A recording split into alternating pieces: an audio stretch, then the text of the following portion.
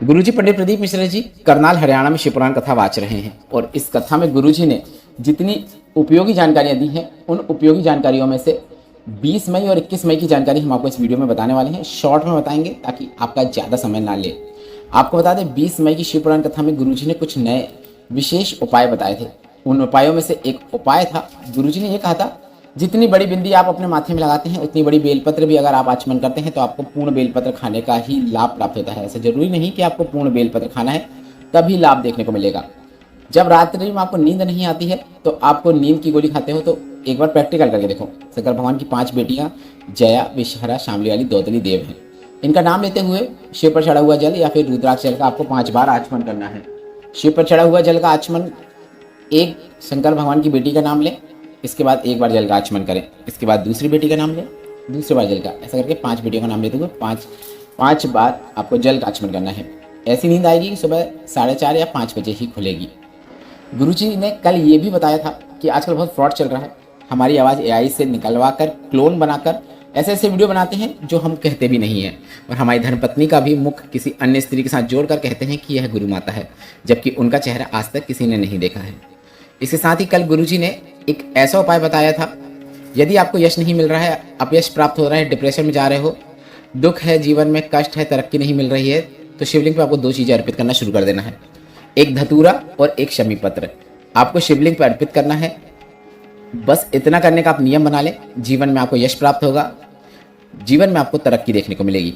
इसके साथ ही गुरुजी ने धतूरे के 3 उपाय कल बताए थे जो कि इस प्रकार हैं। अगर जीवन में बहुत क्लेश है तो धतूरा चढ़ाओ, इसके बाद शिवलिंग पे जल चढ़ाओ। घर पे अगर किसी को बड़ी बीमारी आ गई है या फिर घर में बहुत रोग आ रहे हैं तो धतूरे के साथ लाल और पीला चंदन धतूरे में लगाकर शिवलिंग पर अर्पित करो। इसके साथ ही घर के सभी लोग अलग अलग दिशाओं में जा रहे हैं, घर में बहुत क्लेश होता है, बहुत ही जीवन में संकट बना हुआ है, परिवार टूट रहा है, तो एक धतूरे के साथ 5 काली तिल शिवलिंग पर अर्पित करो। इस प्रकार की जानकारियाँ गुरुजी ने 20 मई की शिवपुराण कथा में दी थी और आज 21 मई की शिवपुराण कथा में भी गुरुजी ने कुछ विशेष और उपयोगी जानकारियाँ दी हैं, जिसमें गुरुजी ने आज बताया है कि आप भोलेनाथ को प्रसन्न करने के लिए कौन से 3 तरीके आजमाएंगे तो आपको भोलेनाथ की कृपा निश्चित प्राप्त होगी। पहला है 1 लोटा जल शिवलिंग पर अर्पित करना शुरू कर देना है। दूसरा है शंकर भगवान के मंदिर में साफ सफाई का कार्य करना है। तीसरा है बेलपत्र या फिर पीपल या फिर वट वृक्ष, तीनों में से किसी भी एक वृक्ष या फिर तीनों वृक्ष जो आपको ठीक लगे उसके नीचे दीपक प्रज्वलित करना शुरू कर देना है। किसी भी दिन कर सकते हैं। सोमवार का नियम अकेला बनाना चाहें तो वह भी कर सकते हैं, प्रदोष का बनाना चाहें तो वह भी कर सकते हैं। बस यह 3 नियम आपको धारण करना है, भोलेनाथ की कृपा आपको निश्चित प्राप्त होती है।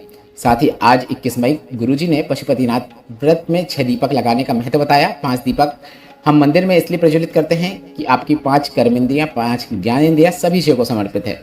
6वां दीपक जो आप अपने घर के मुख्य द्वार में लगाते हैं वह आपकी मन की इंद्री जो एक होती है वह आपके घर की ओर केंद्रित करते हुए शिव को अपने घर पे आप आमंत्रित कर रहे हैं, इसलिए आप वह दीपक लगा रहे हैं।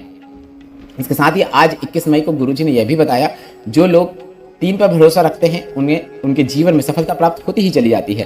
3 है, पहला है खुद पर भरोसा, दूसरा है 1 लोटा जल पर भरोसा और तीसरा है शिव पर भरोसा। अगर आप इन तीनों पर विश्वास रखते हैं तो जीवन में ऐसा कुछ पद नहीं है जो आप प्राप्त ना कर सकें, ऐसा कोई लक्ष्य नहीं है जो आप प्राप्त ना कर सकें। 20 मई और 21 मई की कथासार का वीडियो आपको कैसा लगा कमेंट बॉक्स में जरूर बताइएगा।